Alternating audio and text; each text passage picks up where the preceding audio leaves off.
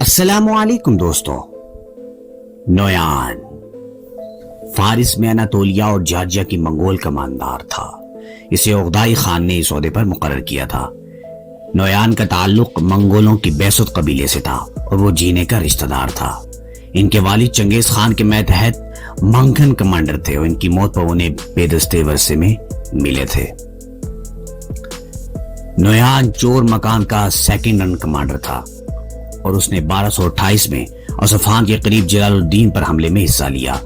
1241 میں چور مکان کے فالج کے بعد نویان نے اپنی فوجوں کو اپنے قبضے میں لے لیا اور عقدائی خان کی تقرری سے تومن کمانڈر بن گیا. عقدائی کی موت کے بعد نویان نے سابق کے بھتیجے باتوں سے حکم لینا شروع کر دیا. نویان فوری طور پر روم کے سلجوق سلطنت کے خلاف چلا گیا اور 26 جون 1243 کو جنگ کوزدگ میں اس کی طاقت کمزور ہو گئی. اس جنگ کے بعد سلطنت کی ایک وسال ریاست بن گئی. نویان نے 1244 میں انطاکیہ کے پرسملٹی میں بھی پیش کرنے کا مطالبہ کیا. اس نے 1245 میں خلافت عباسیہ پر چھاپا مارا. اس نے منگول تمینوں کو بھی 1246 میں شام پر چھاپا مارا. انہوں نے 1247 میں پوپ معصوم چارم سے سفیر حاصل کیے. سفارت خانے کی سربراہی لومبارڈی کے اسیسلن کر رہے تھے اور 24 مئی 1247 کو اسے سیسیان میں پایا گیا. سفارت خانے کی بے عزتی اور اسیسلن کے ٹرپل جینو فلیکشن سے انکار نے نویان کو ناراض کیا. اس نے پوپ کی توہین کی اور اس کی پیشکش کا مطالبہ بھی کیا. اسیسلن 24 جولائی 1247 کو روم روانہ ہوا. عراق میں خلافت عباسیہ پر حملہ کرنے کی ان کی اگلی دو کوششوں کو 1249-50 میں کامیابی ملی. وہ ایک بار پھر مشہور ہوئے کیونکہ ایلجگیڈی اور ان کے پورے خاندان کو 1291 میں مونک کے خاندان کے انتخاب کے مخالفت پر باتوں نے فارغ کر دیا تھا.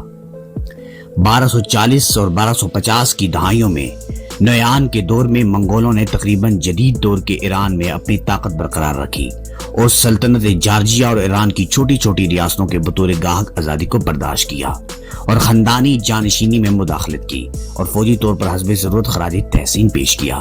تاہم بغداد میں عباسیوں البروز پہاڑوں کے قاتلوں نے 1255 میں مونکے کے بھائی ہیلگو کے آنے تک اپنی آزادی برقرار رکھی.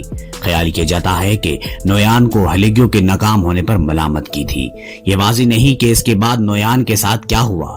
جب 1260 میں ہیلگو کے جانے سے منگول فوج بہت زیادہ ختم ہو گئی تو جو قوت باقی تھی اس کی کمان کٹبوکا نے کر دی. مختلف ذرائع کے مطابق نویان بیجو کو روانگی سے کچھ عرصہ قبل ہیلگو نے پھانسی دے دی تھی اور دلس ایرتگرل میں نویان کا کردار ایک بہت ہی ٹاپ ویلن میں شمار کیا گیا ہے. حالانکہ نویان کو روایتی طور پر منگول فوجی عنوان کے طور پر نافذ کیا جاتا تھا. مزید انٹرسٹنگ ویڈیوز کے لیے ہمارے چینل کو سبسکرائب اور بیل آئیکن کو پریس ضرور کیجیے گا تاکہ ہر آنے والی انٹرسٹنگ ویڈیوز آپ کو بآسانی مل سکیں.